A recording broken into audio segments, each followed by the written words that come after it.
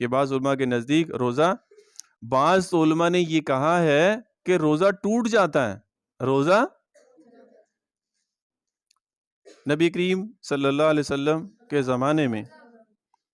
زمانے میں 2 عورتوں نے روزہ رکھا، روزے میں اس شدت سے بھوک لگی کہ ناقابل برداشت بن گئی۔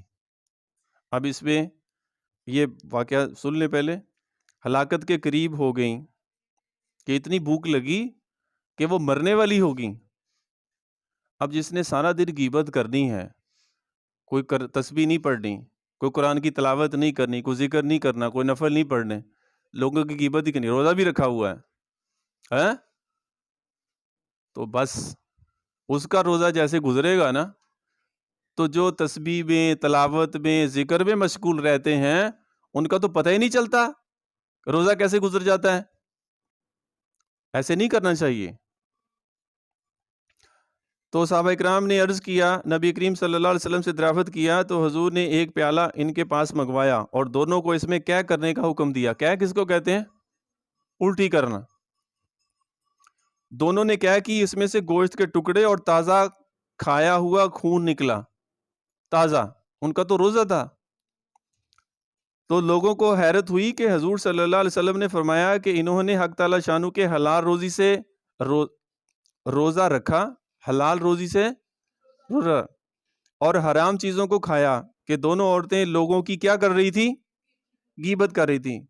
اس حدیث سے ایک مضمون اور بھی ہے کہ غیبت کرنے کی وجہ سے روزہ بہت زیادہ معلوم ہوتا ہے، بہت زیادہ معلوم ہوتا ہے۔ اس کا کیا مطلب ہے؟ جیسے کو کہتے ہیں نا، کہتے مجھے میں تو بہت روزہ لگ گیا ہوا ہے، بلکہ شام سے شروع کر دیتے ہیں۔ ابھی ان دنوں اگر کوئی کہے گا کہ بہت بھوک لگی ہے، میں تو بہت روزہ لگ گیا ہوا، تو اس کا تو پھر اللہ ہی حافظ ہے۔ اور روزہ لگتا کن کو ہے؟ ابھی آپ یہ بات سنیں نا، ابھی ذکر چھوڑ دیں، اب یہ ذکر ہے۔ تو دونوں عورتیں روزے کی وجہ سے بننے کے قریب ہوگی، اس طرح اور بھی گناہوں کا حال ہے۔ اس کی تاکید ہے کہ روزے میں اگر اکثر متقی لوگوں پر ذرا بھی اثر نہیں کرتا، جو متقی لوگ ہیں ان کے اوپر روزہ اثر نہیں کرتا، کیونکہ وہ تو اللہ کی عبادت میں لگے ہوئے ہیں۔ تو اس سے یہ بھی بات سامنے آتی ہے کہ جو ذکر نہیں کرتا، تلاوت نہیں کرتا، نماز، تسبیح، تلاوت اور نفل وغیرہ کا اہتمام نہیں کرتا اور دوسرے کاموں کے اندر مگن رہتا ہے، تو اس کو روزہ لگنے کا خدشہ، اس کو بھوک اور پیاس کا خدشہ زیادہ رہتا ہے۔ جو غیبت کا عادی ہے وہ تو پھر مرنے کے قریب ہو جائے گا۔ لیکن وہ کہتے ہیں کہ اگر، اور جو متقی لوگ ہیں ان پر روزہ اثر جو ہے نا، اور فاسق لوگوں، اچھا یہ دیکھیں آگے سنیں، اور فاسق لوگوں کی اکثر بری حالت ہو جاتی ہے۔ فاسق کس کو کہتے ہیں؟ جو گناہگار ہوتا ہے، اور ان کی کہتا ہے اکثر یہ حالت ہو جاتی ہے، اور اس لیے یہ چاہے کہ روزہ نہ لگے تب بھی اس سے بہتر صورت یہ ہے کہ گناہوں سے اس حالت میں احتراز کرے، بالخصوص غیبت سے، جس کو لوگوں نے روزہ کاٹنے کا مشغلہ تجویز کر رکھا ہے۔ حق تعالی شانہ نے اپنے کلام پاک میں غیبت کو اپنے بھائی کے مردار گوشت سے تعبیر فرمایا ہے۔ اب بتاؤ کہ غیبت ایسے ہے جیسے مرے ہوئے بھائی کا گوشت کھانا، اور کتنے کھا رہے ہیں؟ بلکہ ان عورتوں نے تو روزہ رکھا ہوا تھا، انہوں نے غیبت کی تھی، جب قے کروائی تو تازہ خون اور گوشت نکلا، تو لوگ حیران ہوئے۔ ان کا حضور صلی اللہ علیہ وسلم نے فرمایا کہ ابھی انہوں نے غیبت کی تھی، اب اس کا یہ بنا ہے۔ تو حدیث میں آتا ہے، کیا مفہوم ہے؟ کہ غیبت کرنا ایسا ہے جیسے کہ مردار بھائی کا، تو انہوں نے تو کی تھی۔ تو حدیث میں بکثرت اس قسم کے واقعات ارشاد ہوئے ہیں، جن میں سے صرف جو معلوم تھے وہ یہاں پہ درج کر دیے ہیں۔ تو یہ 6 پوائنٹ ہیں، تو 2 آپ کے سامنے میں نے بتائے ہیں۔ کو سمجھ آئی ہے؟ کس کس کو سمجھ آئی ہے؟ تو روزہ رکھ کے کیا کرنا چاہیے؟ ہاں،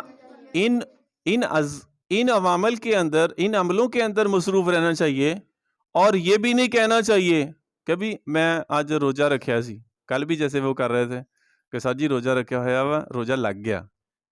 میں خود حیران تھا کہ اب سارا دن بارش ہوتی رہی ہے، سارا دن موسم ٹھنڈا رہا ہے، پھر بھی روزہ لگ گیا؟ کہتے روزہ لگ گیا جی. تو اب اس طرح کرنا تذکرہ، روزہ لگ گیا، میں تو بس گیا، میں تو بس گئی، تو یہ بھی ثواب کو کم کرتا ہے. آپ کا اور اللہ کا معاملہ ہے، اللہ کو نہیں پتا کہ اس نے کتنا مزیادہ کر رہا ہے. یہ اب تو ہمارے لیے تو اتنی آسانیاں ہو گئی ہیں اور جو دل کرتا ہے کھانے کو وہ سامنے آ جاتا ہے سحری اور افطاری میں. تو ایسے بھی لوگ ہیں کہ جو صرف کھجوریں ہوتی تھیں اور پانی ہوتا تھا، اس پہ ہی افطاری ہے، اسی پہ سحری ہے. بلکہ یہ جنہوں نے یہ کتاب لکھی ہے، یہ نظر آ رہی ہے، اور یہ ہیں شیخ حضرت مولانا محمد ذکریہ صاحب رحمۃ اللہ علیہ. ان کا میں واقعہ سناتا ہوں. یہ مدینہ منورہ میں گئے، وہ جن کے پاس ٹھہرے نا، تو ان سے کہنے لگے رمضان کا مہینہ پورا رہے. جب رمضان ختم ہوا تو ان کو آتے ہوئے کہنے لگے کہ میں آپ کے پاس رمضان کا پورا مہینہ رہا ہوں اور میں نے 60 کھجوریں کھائی ہیں. کتنی کھجوریں؟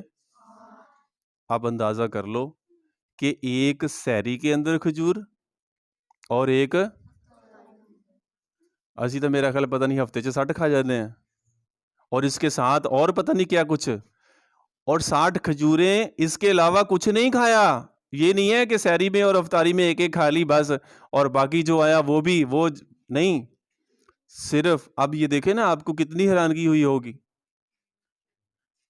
یہ ابھی بلکہ یہ ہمارے گاؤں میں، بلکہ یہ ہمارے پاس ٹیچر بھی ہیں، ان کے والد صاحب ان بزرگوں سے ملے بھی ہیں، ملاقات ہوئی ہے ان کی، جنہوں نے یہ کتاب لکھی ہے. یہ جو محمد ہے، اس کے نانا ابو کی میں بات کر رہا ہوں، ان سے مسافہ بھی ہوا ہے. یعنی کہ یہ اتنی کوئی پرانی بات نہیں ہے کہ میں 1000 سال یا 1500 سال پرانی بات بتا رہا ہوں. یہ ابھی ریسنٹلی میکسیمم کوئی 30-35 سال پرانا یا 40 سال پرانا واقعہ ہوگا.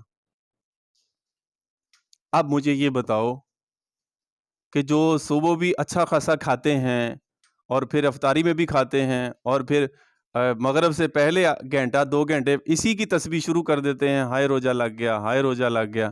اب بتاؤ ان کا کیا بنے گا پھر؟ یہ ان کی میں بات کر رہا ہوں، صرف ایک کھجور سحری میں اور پانی، اور ایک کھجور افطاری میں. اور میرے پاس موبائل کے اندر ان کی پکچر بھی ہے، وہ شاید دیکھتا ہوں کہ وہ ایک جو ہے نا، وہ اس کو کیا کہتے ہیں، اس کا سافٹ ویئر کروایا تھا، تو وہ میں دیکھ کے نہیں تو آپ کو دکھا دوں گا کہ ان کی پک بھی تھی میرے پاس. اس کے علاوہ حضرت علی رضی اللہ تعالیٰ کا مشہور واقعہ ہے کہ وہ 3 دن جو ہے وہ صرف کھجور اور پانی کے اوپر ہی روزہ رکھتے رہے. جب وہ ان کے بچے جو ہے نا بیمار تھے، انہوں نے منت مانی تھی. پہلے دن وہ فقیر آ گیا، پھر دوسرے دن وہ قیدی آ گیا، پھر تیسرے دن شاید وہ اور کوئی غریب آ گیا. تو واقعہ شاید سنا ہے آپ نے یہ واقعہ. تو ہمارے پاس تو کھانے کی، لیکن یہ ہے کہ جو ذکر اذکار کے اندر محو رہتا ہے. اب انہوں نے یہ جو کتاب لکھی ہے، یہ روضہ رسول کے اندر بیٹھ کر وہاں پر حضور پاک صلی اللہ باوضو ہو کر پہلے نفل پڑھتے تھے، اور پھر مسجد نبوی کے اندر بیٹھ کر روضہ رسول کے وہاں پر سائے کے اندر بیٹھ کر انہوں نے یہ کتاب جو ہے نا وہ لکھی ہے، احادیث لکھی ہیں. اس کے بعد پھر آگے ان کی ڈیٹیل جو ہے انہوں نے خود سے اپنے جو نالج ہیں اس کے وجہ سے یہ لکھی ہیں، اور انہوں نے دین کے لیے اتنی قربانیاں کی ہیں. ان کا ایک واقعہ میں آپ کو اور سناتا ہوں. مسجد اور مسجد کے ساتھ مدرسہ تھا. ان کا نا جوتے کا ایک پاؤں گم ہو گیا، جوتے کا ایک پاؤں. اب میرے خیال میں ہمارے پاس، ہم سب کے پاس اتنے جوتوں کے سیٹ ہیں، ہمیں خود نہیں پتا کہ میرے پاس کتنے ہیں. تو ان کا جوتا گم ہو گیا، تو 6 کہتے ہیں، یہ ان کی نا ایک کتاب وہ میں نے پڑھی ہے، اسلامی سیاست کتاب کا موضوع نام ہے. تو 6 مہینے تک وہ کہتے ہیں کہ مجھے جوتا لینے کی نوبت ہی نہیں آئی.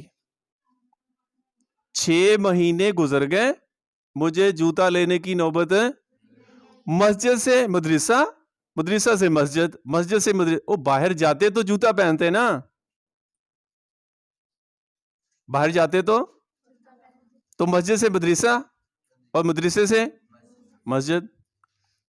انہوں نے صحیح کمائیاں کی ہیں, آج ہم بھی کمائیاں کر رہے ہیں, تو ذرا کمپیئر کریں پھر. کوئی سمجھ کے نہیں, سب کچھ اتنی اعلیٰ فراوانی ہے اور نخرے بھی پھر آسمان کو چھو رہے ہیں. وہ جو کر رہے ہیں نا بچے, ان تک یہ میری بات پہنچ رہی ہے. تو انسان بنو, اور جیسے کہتے ہیں ہوش کے ناخن لیں اور سبق سیکھیں کہ لوگ کیسے زندگی گزارے ہیں. ہمارے پاس تو شاہانہ زندگی ہے, اور پہلے دور کے تو بادشاہوں کی زندگی ایسی نہیں تھی. تو آج عام سے عام گھر کے اندر اتنی سہولتیں ہیں جو پہلے والے بادشاہوں کے پاس بھی نہیں ہوتی تھی. اور ناشکری کے جملے ایسے بولے جاتے ہیں کہ بس پوچھنا ہی کیا. وہ کہتے ہیں ہمیں تو دیا ہی کیا ہے. اس صحت سے بڑھ کر بھی کوئی ہے ایسی نعمت؟ کہتے تندرستی کیا ہے؟ 1000 نعمت ہے.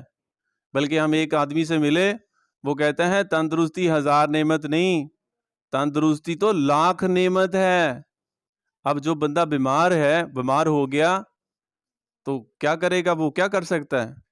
بیماروں سے پوچھیں پھر, جو ہسپتالوں کے اندر ہیں, جو بیڈ کے اوپر ہیں. تو اللہ نے صحت دی ہے, اس کا فائدہ لیں. ہم کریں گے بھی کوشش اس کی, جو روزے کے بارے میں بتایا اور جو اللہ نے ہمیں نعمتیں دی ہیں اس کا ہم شکر ادا کریں, نہ کہ گھر والوں کو پریشان کریں. سن رہے ہو؟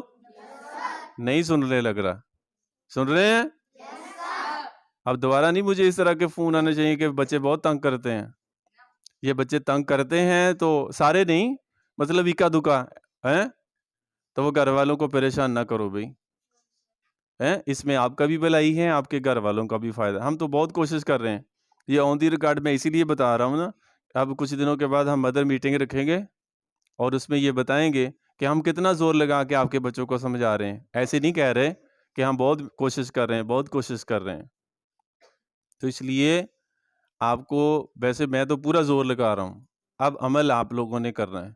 آپ یہ نہیں کہہ سکتے کہ مجھے فلاں چیز کا نہیں پتا تھا, فلاں کا نہیں پتا تھا, فلاں کا نہیں پتا تھا. سب آہستہ آہستہ پتہ چل رہا ہے. اب عمل آپ نے کرنا. جب عمل کریں گے تو انشاءاللہ فائدہ آپ کا ہوگا. کریں گے بھی کوشش؟ ٹھیک ہو گیا.